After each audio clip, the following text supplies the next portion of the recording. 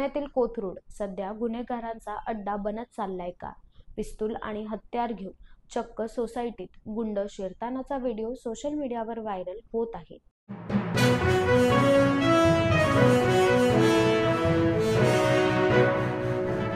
म्हैसूरमध्ये दसरा उत्सवात आकाशात जवळजवळ 3000 ड्रोननी आकर्षक रोषणाई केली.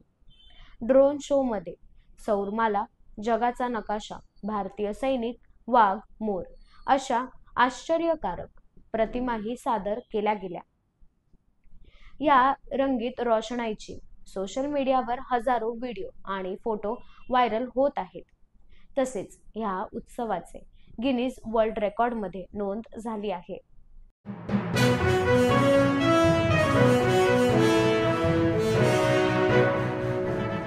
देशात सायबर गुन्हेगारीत वाढ 2025 मध्ये 31% वाढ झाल्याचे NCRB अहवालातून स्पष्ट झाले.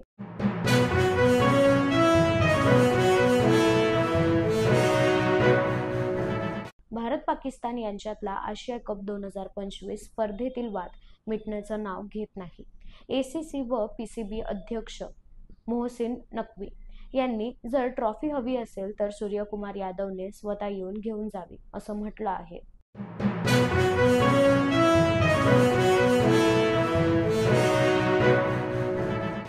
लातूर जिल्ह्यातील नदी, नाले, ओढ्यांना पूर आल्याने ज्या गावांमध्ये पिण्याच्या पाण्याचे स्रोत बाधित झाले, ज्या ठिकाणी घरांमध्ये पाणी शिरले, अशा ठिकाणी स्वच्छता आणि आरोग्य विषयक उपाययोजना प्रभावीपणे राबवा.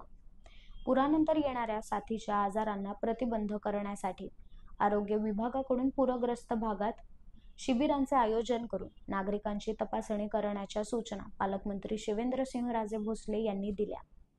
सप्टेंबर महिन्यात झालेल्या अतिवृष्टी पावसामुळे झालेल्या नुकसानीचे पंचनामे, ऑगस्ट महिन्यापर्यंत झालेल्या नुकसानीच्या मदत वाटपाच्या अनुषंगाने पालकमंत्री शिवेंद्रसिंहराजे भोसले यांनी सातारा येथून दूरदृश्य प्रणालीद्वारे आढावा बैठक घेतली.